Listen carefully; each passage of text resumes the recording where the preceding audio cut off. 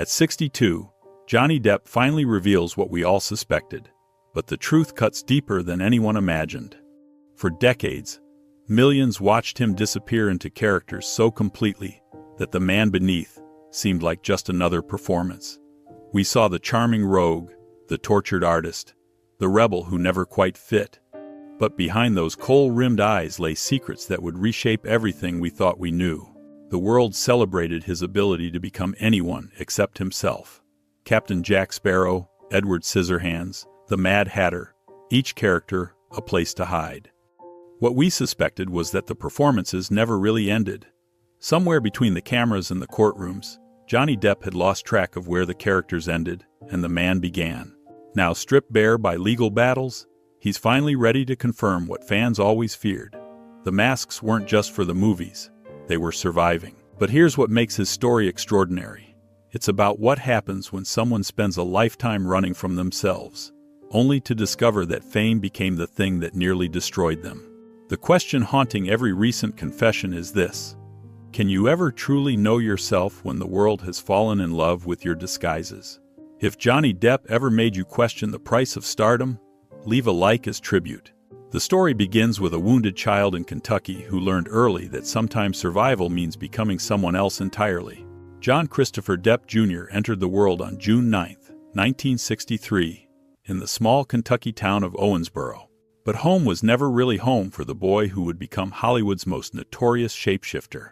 By the time Johnny turned 15, his family had moved over 20 times across Kentucky and Florida, each relocation another fracture in an already unstable foundation. His father, John Sr., was a civil engineer who carried the weight of his own demons. The man who should have provided stability instead brought chaos, his presence marked by explosive tempers and long absences that left young Johnny wondering what he had done wrong. When Johnny was just 7 years old, his parents separated, reunited, then separated again, in a cycle that would define his understanding of love as something beautiful but ultimately unreliable. Betty Sue Palmer, his mother, became both anchor and storm in Johnny's life. A waitress with dreams bigger than her circumstances, she juggled multiple jobs while navigating a series of relationships that brought new father figures into Johnny's world, only to watch them disappear again. The boy learned early that attachment meant pain, that the people you loved most were the ones most likely to leave. This was America in the 1970s, when divorce rates were climbing and traditional family structures were crumbling across the nation. The economic uncertainty of the Carter era meant working-class families like the Depps often found themselves one paycheck away from disaster. For Johnny, this instability wasn't just a backdrop. It was the very fabric of his existence. The constant moving meant Johnny never had time to form lasting friendships. He became an observer, watching other kids from the outside, learning to read people's faces and mirror their expressions. It was a survival skill that would later serve him on screen, but as a child, it was simply the only way he knew how to belong. He collected accents, the way other kids collected baseball cards, slipping in and out of different voices, depending on which version of himself might be accepted. School became another battleground. Teachers saw a distracted, defiant child who seemed to care more about doodling than learning. What they didn't see was a boy whose mind was constantly racing, creating elaborate fantasy worlds where he had control, where fathers didn't leave and mothers didn't cry themselves to sleep. His notebooks filled with sketches of pirates and monsters, early glimpses of the characters that would one day make him famous. By age 12, Johnny had discovered something that quieted the noise in his head: self-inflicted harm. The pain was immediate, controllable, and his alone. It was the first secret he learned to keep, the first mask he learned to wear. When adults asked about the marks, he became a master storyteller, spinning tales of accidents and misadventures that were far more palatable than the truth. The guitar saved him, or at least gave him something to pour his anguish into. His mother's boyfriend bought him a cheap acoustic when Johnny was 12, perhaps recognizing that the boy needed an outlet for emotions too big for his small frame. Johnny's fingers found the strings the way drowning men find driftwood, and suddenly he had a language for feelings he couldn't otherwise express. Music in the late 70s was undergoing its own revolution. Punk rock was exploding across America, giving voice to a generation of misfits and outcasts. Johnny found himself drawn to bands like the Sex Pistols and the Ramones, artists who turned anger and alienation into art. He formed his first band at 13, calling themselves Flame. It was the first time he felt he belonged to something bigger than his own pain. But even music couldn't fill the void left by his father's increasing absence. John Sr.'s alcohol use disorder had escalated, and his rare visits became exercises in disappointment. Johnny would wait by the window for hours, dressed in his best clothes, only to watch the sun set without his father's car pulling into the driveway. Each broken promise carved deeper into the boy's understanding of what it meant to be a man. Apparently, it meant learning to disappear. The family's financial struggles intensified throughout Johnny's early teens. Betty Sue worked multiple jobs, often leaving Johnny to care for his younger siblings. He learned to cook, to do laundry, to be the adult when the adults couldn't manage it. The responsibility aged him prematurely, but it also taught him that love sometimes meant sacrificing yourself for others, a lesson that would both elevate and destroy him in his adult relationships. When his parents finally divorced for good in 1978, Johnny was 15 and already planning his escape. He had been held back a grade due to poor attendance, and school felt increasingly irrelevant to a boy who was already supporting his family financially through odd jobs. The American dream his parents had chased through 20-plus moves had proven to be just that, a dream. The divorce was ugly, filled with accusations and legal battles that played out in front of the children like some twisted form of theater. Johnny watched his parents perform for lawyers and judges, each trying to present the most sympathetic version of their story. It was another lesson in the power of performance, in how truth could be shaped and reshaped depending on the audience.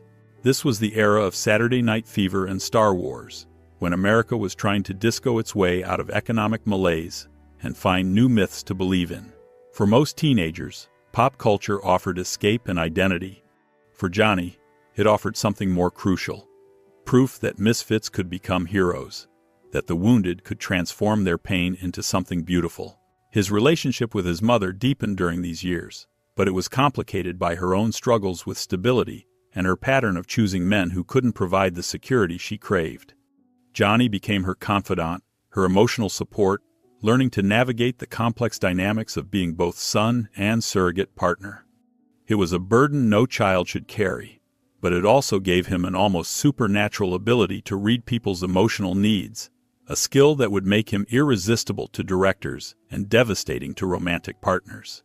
The universal truth at the heart of Johnny's childhood is one that echoes through countless American stories: the search for belonging in a world that seems designed to keep you on the outside. His struggles with abandonment, his need to transform pain into art, his desperate hunger for unconditional love, these weren't just personal demons. They were the shadows cast by a culture that promised stability but delivered chaos, that celebrated individualism, while leaving its most vulnerable children to raise themselves.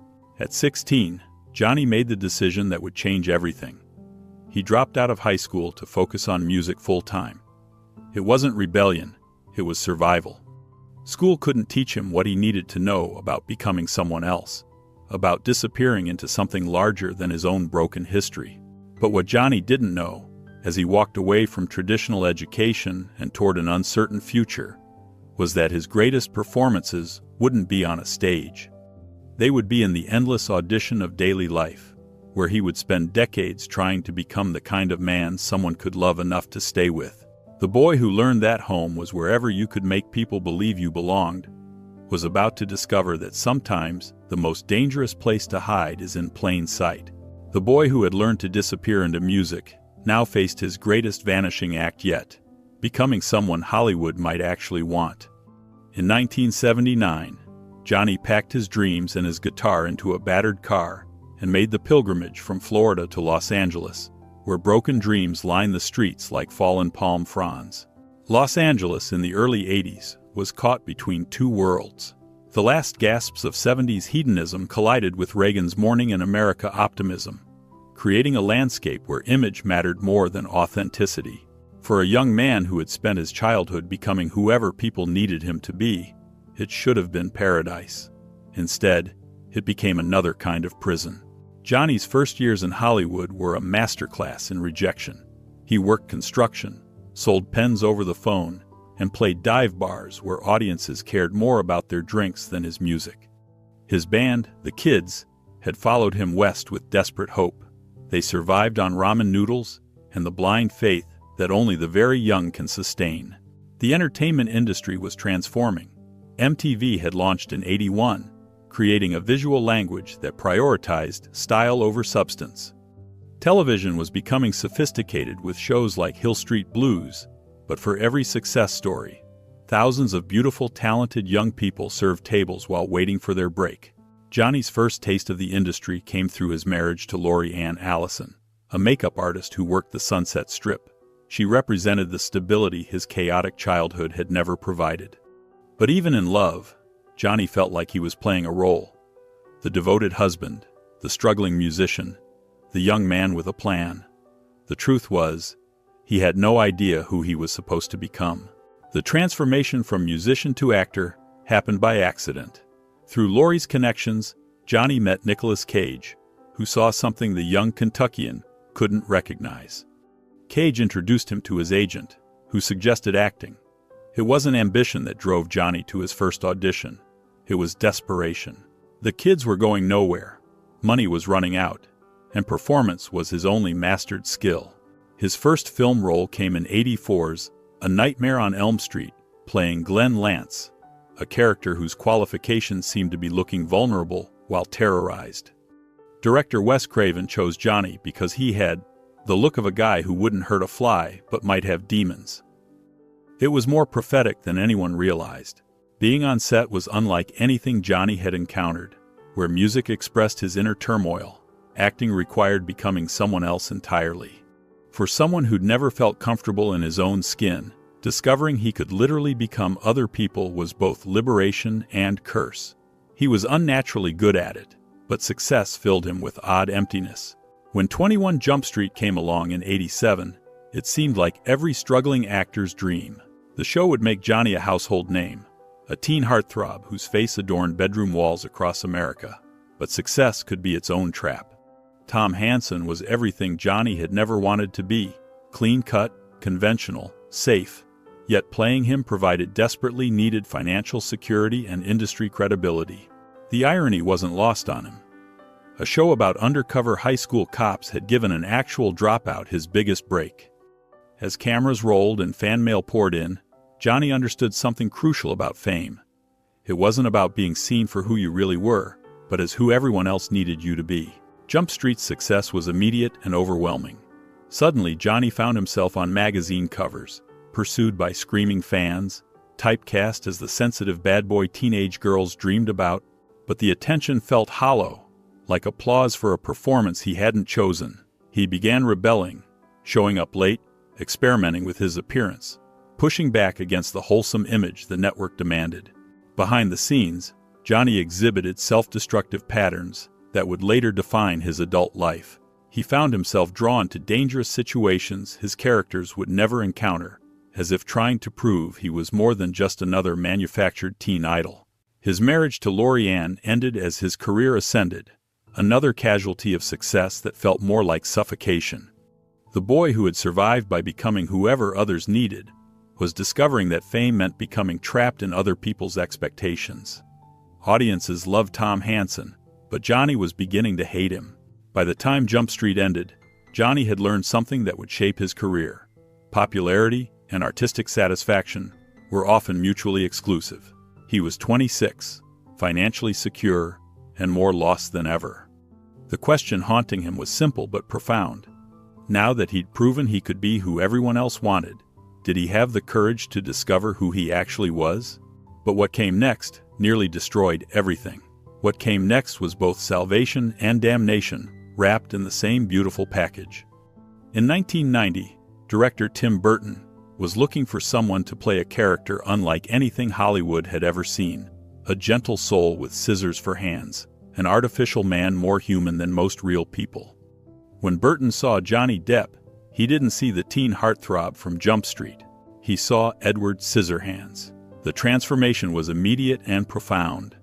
Gone was clean-cut Tom Hansen, replaced by a pale, scarred figure whose vulnerability radiated through elaborate makeup and costume.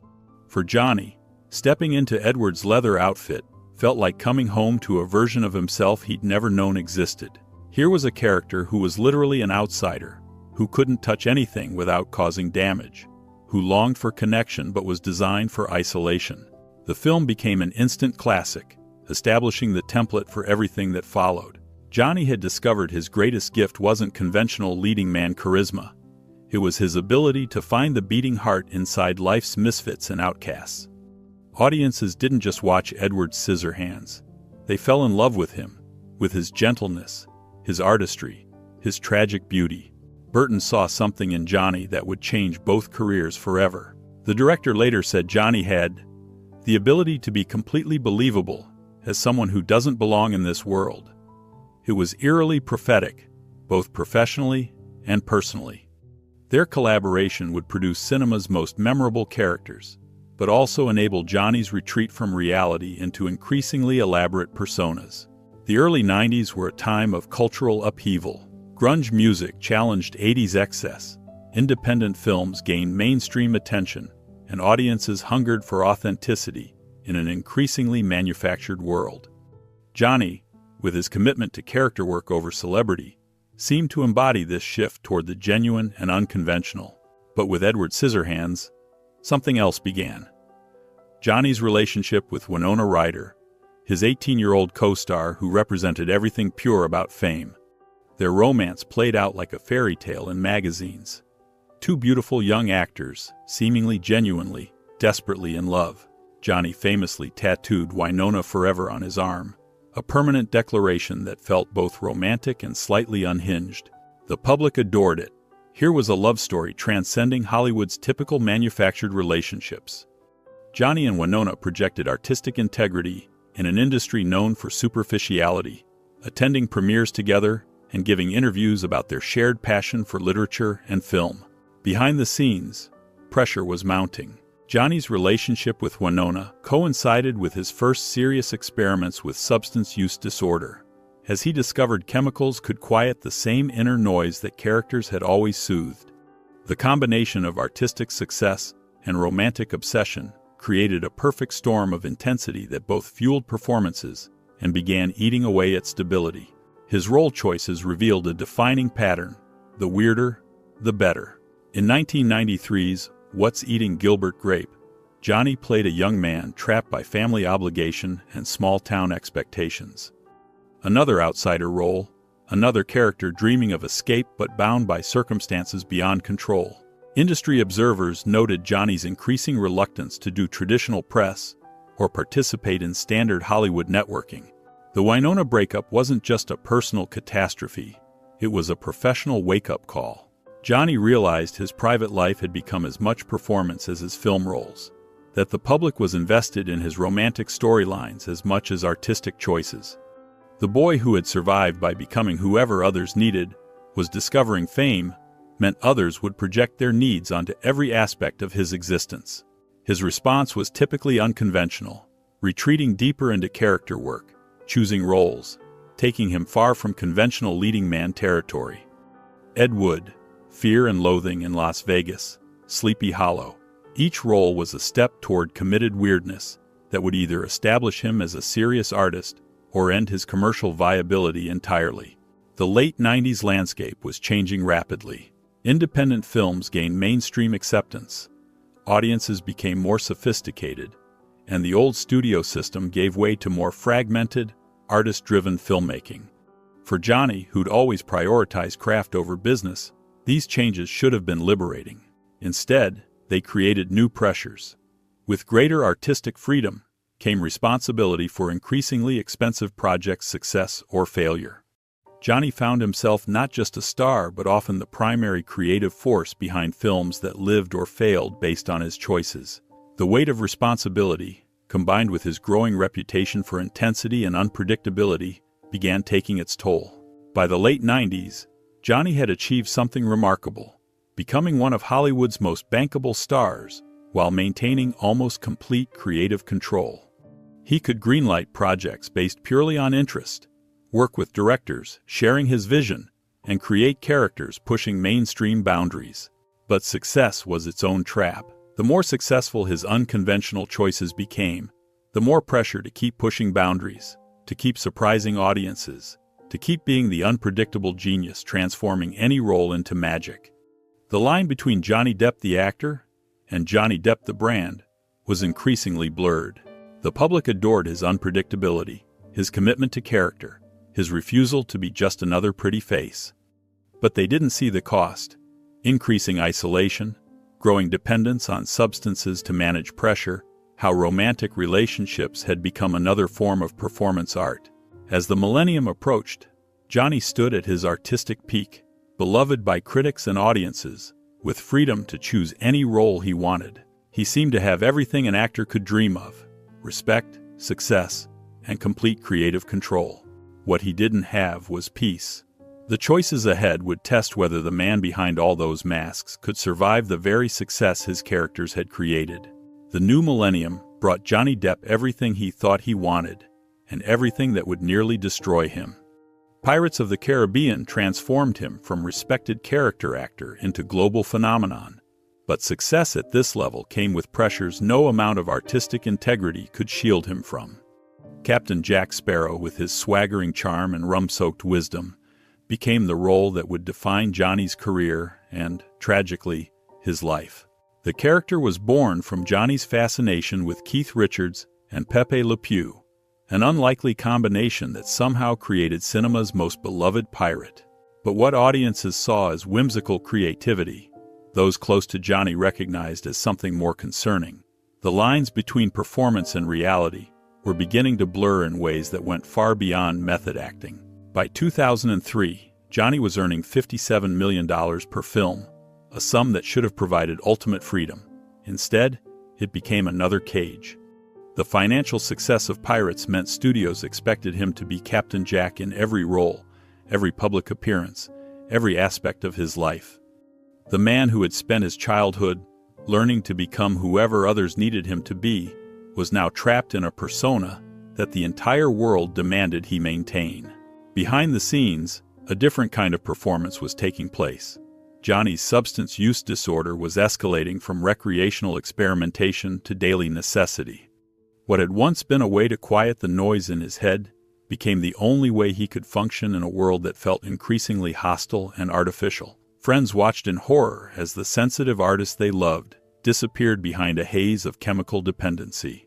His relationship with Vanessa Paradis, which had begun in 1998, initially seemed like salvation.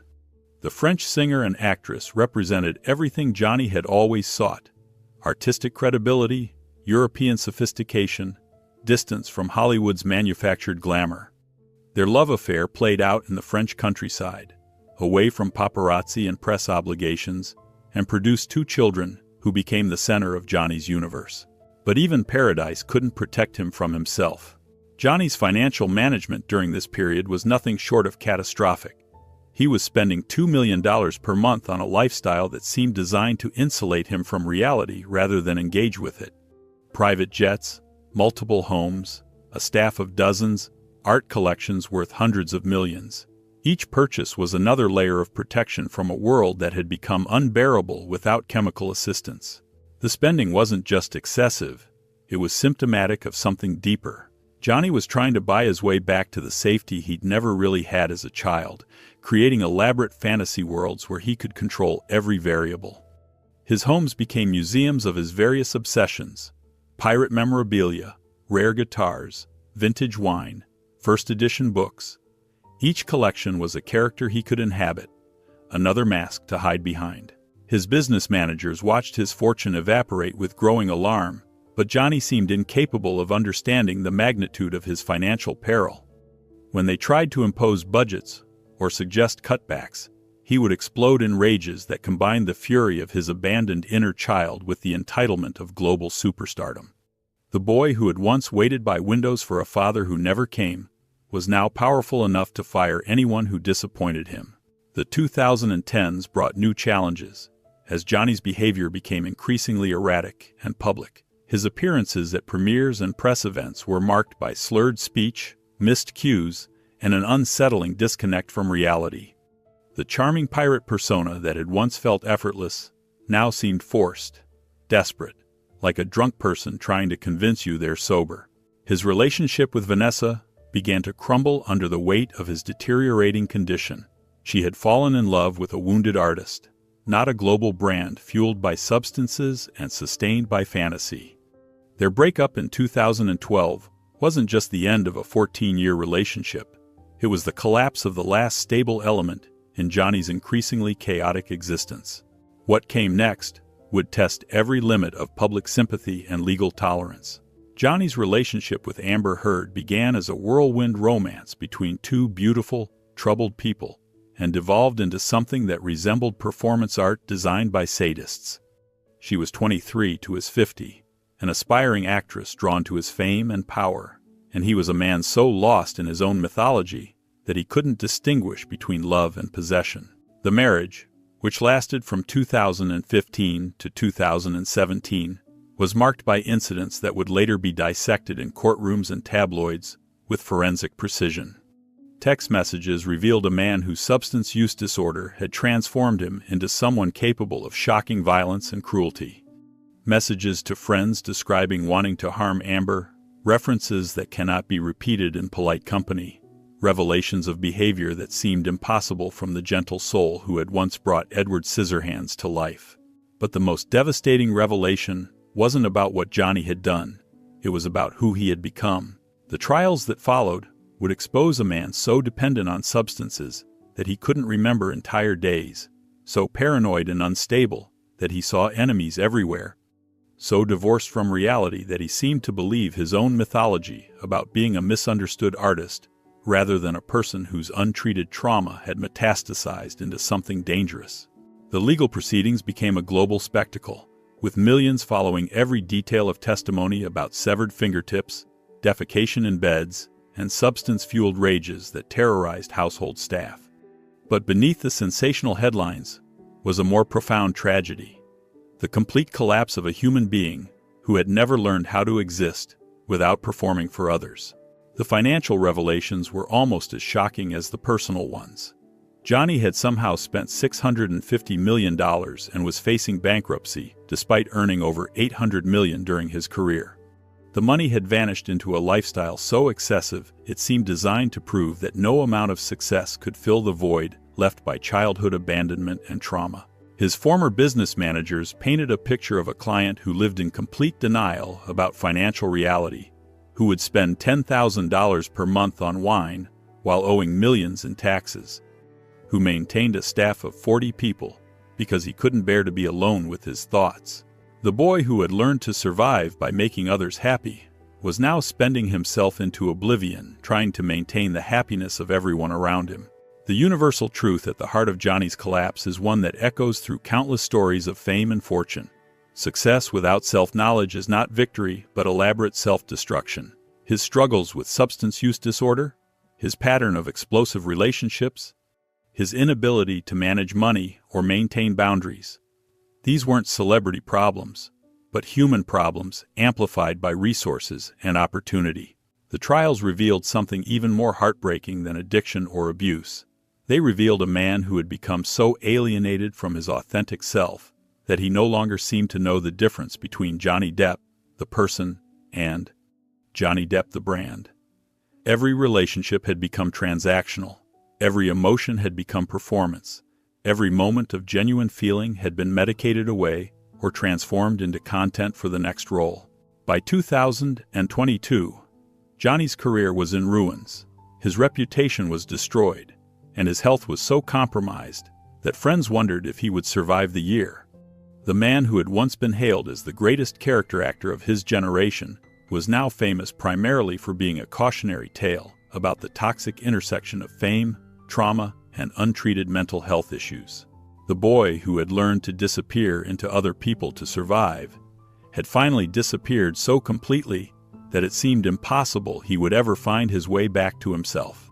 The masks had multiplied and hardened until they had become a prison more secure than any childhood trauma had ever constructed. Rock bottom for Johnny Depp wasn't losing his money or his career or his reputation. Rock bottom was the moment he realized he no longer knew who he was, without the performance, without the substances, without the elaborate fantasy he had spent decades constructing around his wounded heart. At 62, Johnny Depp finally did something he had avoided for his entire career. He told the truth.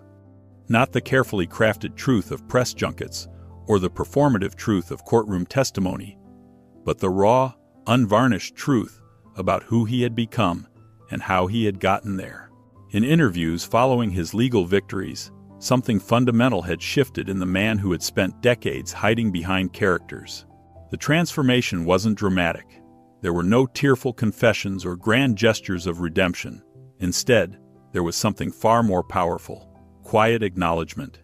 For the first time in public memory, Johnny spoke about his struggles with substance use disorder not as character research or artistic temperament, but as the response of a wounded child who had never learned healthier ways to cope with pain. "I was trying to numb the pain," he admitted in a recent candid conversation, his voice carrying none of the theatrical flourishes that had marked decades of interviews. "The pain of not knowing who I was supposed to be when I wasn't being someone else." It was a confession that confirmed what his most perceptive fans had suspected all along, that every character he'd created was both artistic achievement and emotional hiding place. The irony wasn't lost on him or his audience. The man who had become famous for his ability to disappear into roles was finally appearing as himself. The vulnerability he had channeled through Edward Scissorhands, the wounded sensitivity he had given to countless characters, was now being offered without the protection of costume or makeup. His recent interviews revealed a man grappling with the cost of a lifetime spent in performance. He spoke openly about his pattern of codependency, his tendency to lose himself in relationships, his need to be needed, that had made him vulnerable to manipulation and exploitation. The boy who had learned to survive by making others happy was finally recognizing how that survival mechanism had nearly destroyed him. What emerged from these conversations was confirmation of what we had all suspected. Johnny Depp had never learned to exist comfortably in his own skin. Every role, every relationship, every public appearance had been filtered through his desperate need to be someone other than the abandoned child from Kentucky who still waited by windows for fathers who never came. The legal battles, for all their ugliness and spectacle, had served an unexpected purpose. They had stripped away every mask, every persona, every carefully constructed image, until only the man remained. And that man, damaged as he was finally ready to acknowledge the truth about his journey. "I realized I had been running from myself my entire life," he reflected, the words carrying the weight of 6 decades of accumulated pain and insight. Every character was a place to hide, every substance was a way to disappear. But you can only run so far before you have to turn around and face what's chasing you. The revelation that resonated most deeply with audiences was his admission about the price of fame. He spoke about how success had amplified every emotional wound, how resources and opportunity had enabled self-destruction on a scale most people could never achieve. The boy who had coped with abandonment through self-inflicted harm had grown into a man who could cause himself damage on a global stage. But perhaps most significantly, Johnny began to acknowledge the pattern that had defined his entire adult life, his attraction to people and situations that recreated the chaos of his childhood. The unstable relationships, the financial irresponsibility, the substance dependencies. They weren't random misfortunes but unconscious attempts to recreate familiar dysfunction. "I kept choosing chaos because chaos felt like home," he admitted, a statement that illuminated decades of seemingly inexplicable decisions. The man who could have had any life he wanted had repeatedly chosen versions of the instability that had marked his earliest years. His relationship with his children, Lily Rose and Jack, became a source of both redemption and motivation. For the first time in his adult life, Johnny had people in his world who needed him to be present, not performative.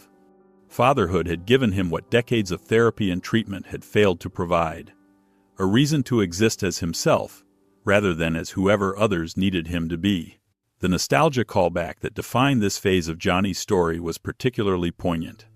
In interviews, he would often reference the moment audiences first encountered Edward Scissorhands, that pale, scarred figure whose hands could create beautiful things, but couldn't touch them without causing damage. It was, he now realized, the most honest performance of his career because it had been the closest to his authentic emotional reality.